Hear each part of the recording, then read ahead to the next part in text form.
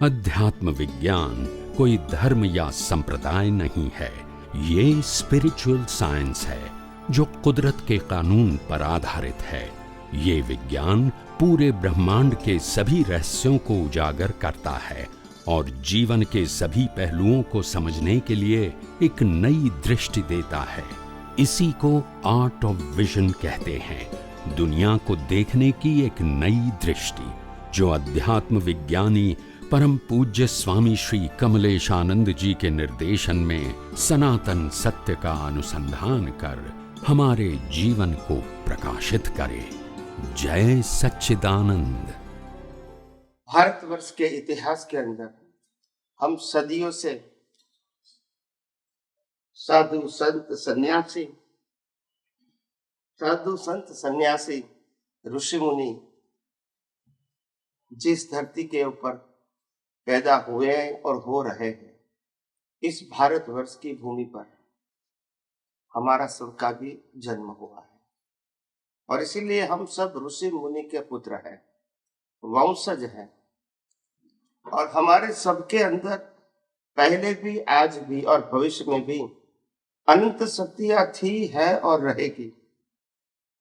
और शक्तियां वो पाने की बात नहीं है, शक्ति है इसको ओपन करने की बात है।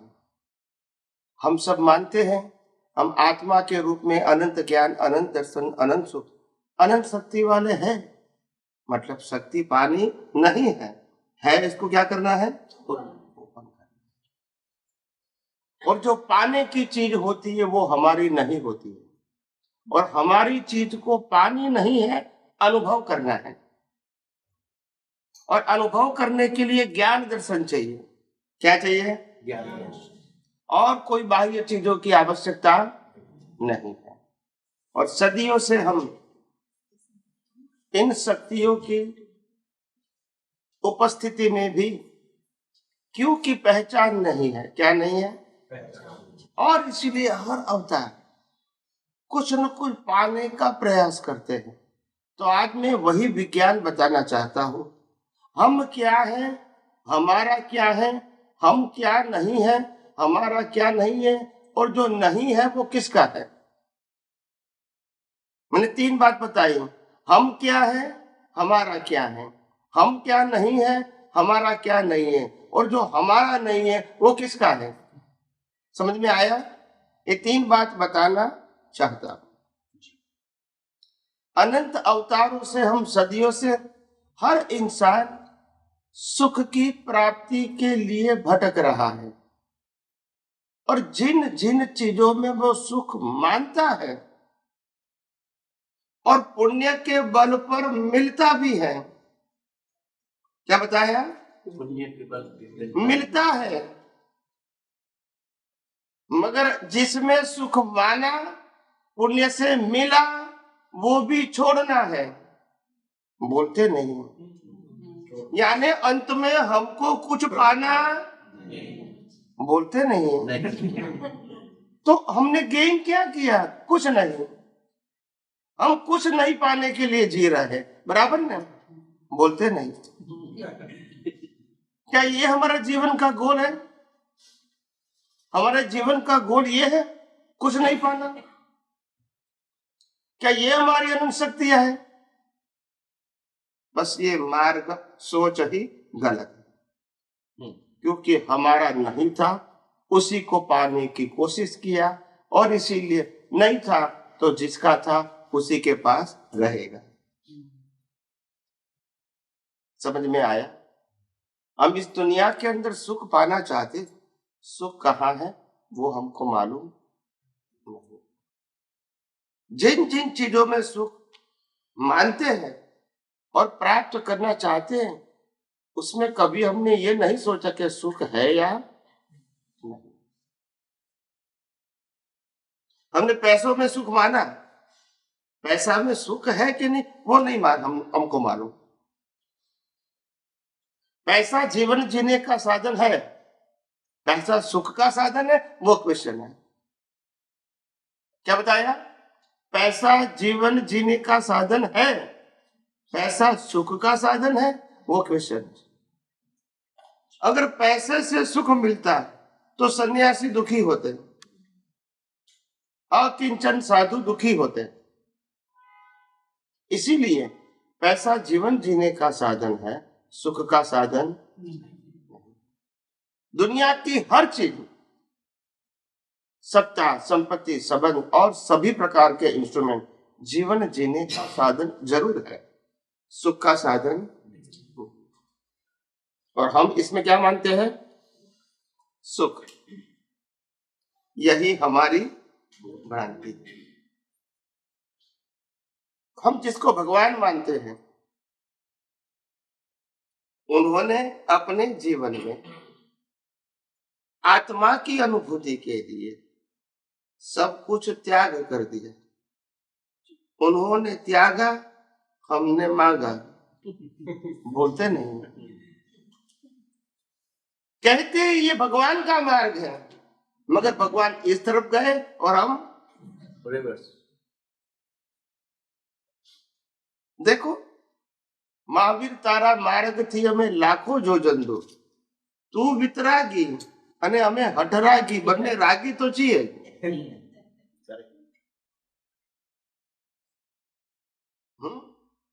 तू वितराग का मतलब आपको कुछ नहीं चाहिए। हम हठरागी का मतलब सब कुछ चाहिए और जो मिला है वो जानना भी नहीं चाहिए। हठरागी, ये हमारी दशा है।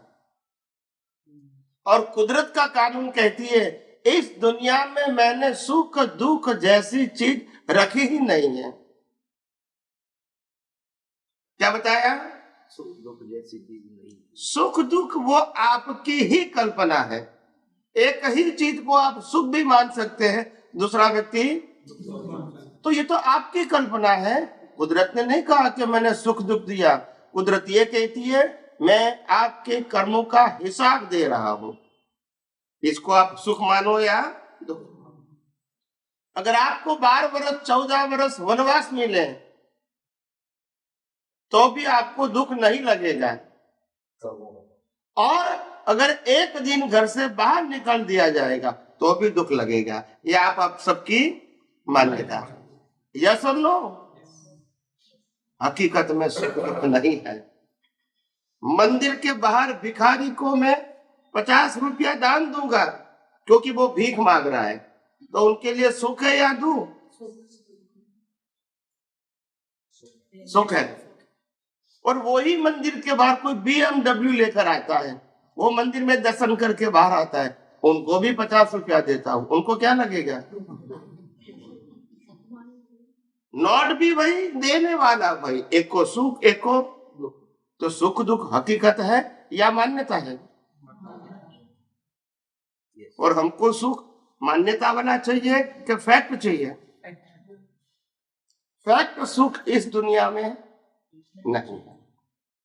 और माना हुआ सुख आएगा, और क्योंकि वास्तव में वो सुख है, और दुख भी आएगा और दोनों आएगा, चला जाएगा।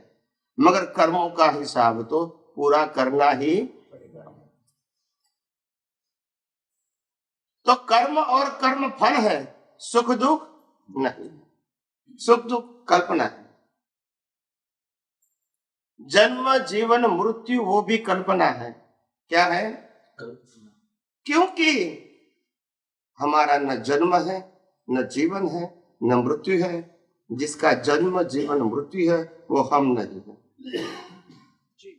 धीरे धीरे एक एक बात समझाऊंगा और आपके गले में उतर जाएगी। उतारने का काम मेरा है, आपको शांति से अटेंशन देके सुनना है, बाकी सब मेरी जिम्मेदारी है। दुनिया में सुख दुख जैसा नहीं है, सबकी अपनी अपनी। एक कहता है शादी करने में सुख, एक कहता है न करने में सुख, अपनी अपनी। एक कहता है बच्चा है इसीलिए दुखी है, एक कहता है नहीं है इसीलिए दुखी है, अपनी अपनी। समझ में आया? एक कहता है जॉब नहीं है इसीलिए दुखी हूं, दूसरा कहता है जॉब है इसीलिए दुखी हूं। बोलते नहीं है। सबकी अपनी अपनी एक कहता है बिजनेस लेना चाहता हूं मगर नहीं मिलता है इसीलिए दुखी हूं, दूसरा कहता है बिजनेस है इसीलिए दुखी हूं। सबकी अपनी अपनी, ये कोई सनातन सत्य नहीं है। और दुनिया मान्यताओं पे नहीं चलती है, दुनिया सनातन सत्य पे चलती है। जो था है और रहेगा उसका नाम है कुदरत का कानून, लॉ ऑफ नेचर। कुदरत के कानून को हम माने या न माने, मगर कोई भी जीव कुदरती कानून से एक मोमेंट के लिए भी बाहर नहीं है।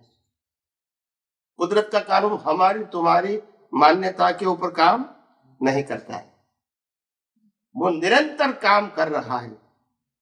Whole world control and manage by the law of nature. Whole world Jain परिभाषा में 14 आदमी is control and govern by the law of देवलोक, मध्यलोक, नरकलोक, ये सभी का मैनेजमेंट कुदरत के हाथ में है।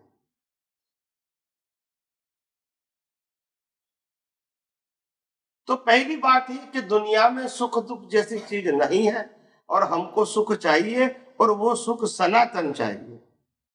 और सनातन सुख सिर्फ आत्मा में है और वो आत्मा का स्वभाव है। क्या है? इसीलिए आत्मा को पाना नहीं है, सुख पाना नहीं है, उनका नेचर है। आत्मा का अनुभव मतलब सनातन सुख का अनुभव। सनातन सुख और आत्मा दोनों अलग नहीं है, एक ही है। मगर क्योंकि हमारी बुद्धि कहती है कि आत्मा है, ऐसा तो हमने माना है, पढ़ा है, सुना है, मगर अनुभव नहीं है। ये हमारा प्रश्न है। आत्मा हमने सुना है, पढ़ा है और मानते भी हैं, मगर अनुभव। और कुदरत कहती है कोई भी जीव एक समय के लिए भी आत्मा से अलग नहीं हो सकता। अगर आत्मा नहीं तो शरीर का भी अस्तित्व बोलते नहीं है। तो शरीर का अस्तित्व है, वो भी आत्मा का अस्तित्व इनबिल्ट है, तभी ये लाइव है, नहीं तो। और ज्ञान गुण आत्मा का है, शरीर का नहीं है।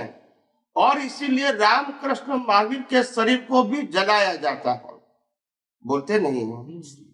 अगर इसमें ज्ञान होता तो जलाते, मतलब ज्ञान इसमें है, वो ही भ्रांति है।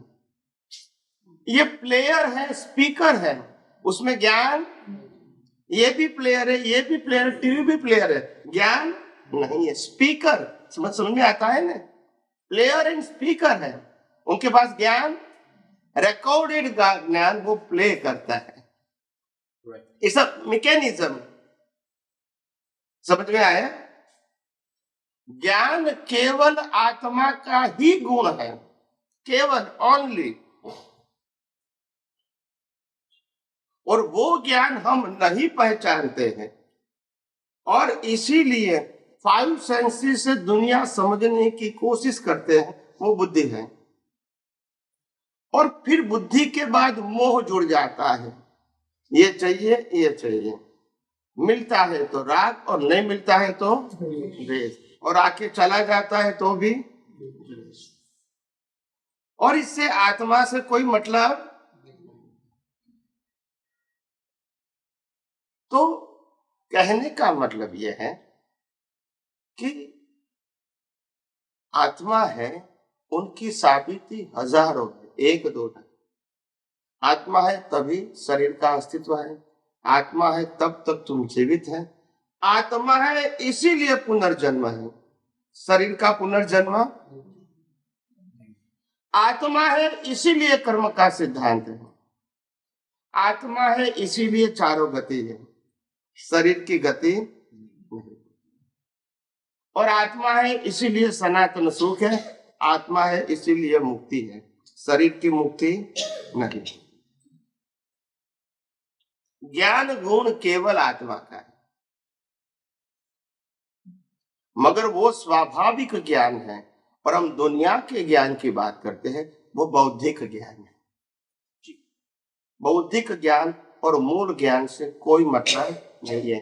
ये आर्टिफिशियल है। क्या है? आर्टिफिशियल। हम मानते हैं, क्या बताया,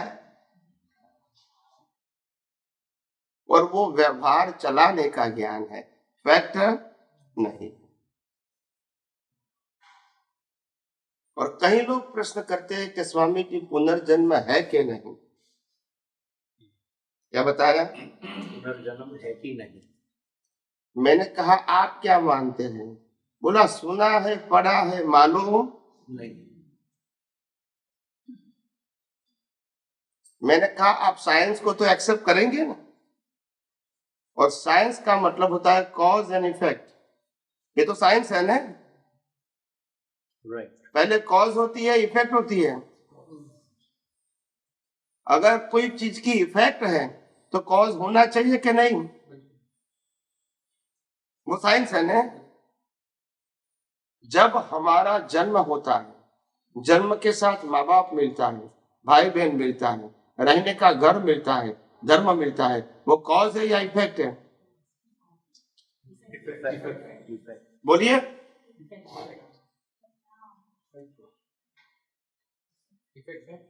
इफेक्ट। तो कॉज कब किया था?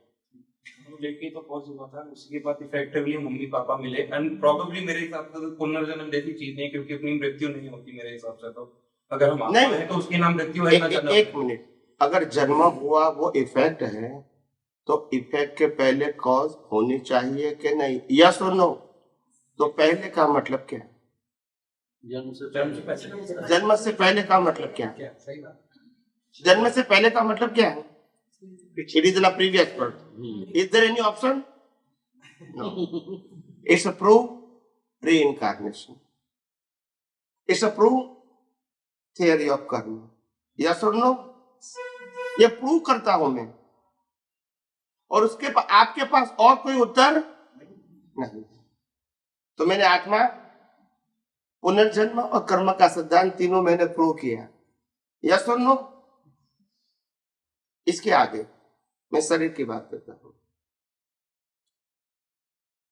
ये शरीर क्या है? ये शरीर किसका है? ये शरीर कौन चलाता है? और शरीर का विसर्जन कौन करता है? ये शरीर की इंटरनल सिस्टम, जिसको डॉक्टर रिपेयर करता है, वो हमारे सबकी एक है या अलग है? एक है, बिकॉज ऑफ नेचर मेड के मैन मेड। पहला उत्तर, शरीर की डिजाइन कुदरत ने बनाई। ध्यान से सुनना, शरीर की डिजाइन कुदरत ने बनाई, इसलिए पूरी दुनिया के सभी मनुष्यों की एक ही डिजाइन है। साइज कोई भी है, डिजाइन एक। नंबर 2, ये शरीर, अभी शरीर की बात करता हूं, पहले डिजाइन बाद में फिजिकल बॉडी, जो पंच महाभूत से बनी, पृथ्वी जल वायु अग्नि आकाश, वो किसका है? बोलिए। डिजाइन कुदरत की, शरीर कुदरत का। आगे शरीर को जिंदा रखने के लिए, किसको? शरीर को जिंदा रखने के लिए बॉडी को मिनिमम क्या चाहिए? हवा, पानी, खुराक। वो कौन देगा? नहीं, ऑप्शन है तो बताइए। अभी हवा, पानी, खुराक शरीर को दिया, शरीर ने लिया, इसको डाइजेस्ट करके ब्लड बना के पूरी बॉडी में कंटिन्यूअस फैलाना, टॉप टू बॉटम, वो कौन करता है? बोलते नहीं, ऑप्शन है तो बता सकते हैं। आपके पास ऑप्शन है तो put up here, okay? So don't create the confusion. If no option, tell yes.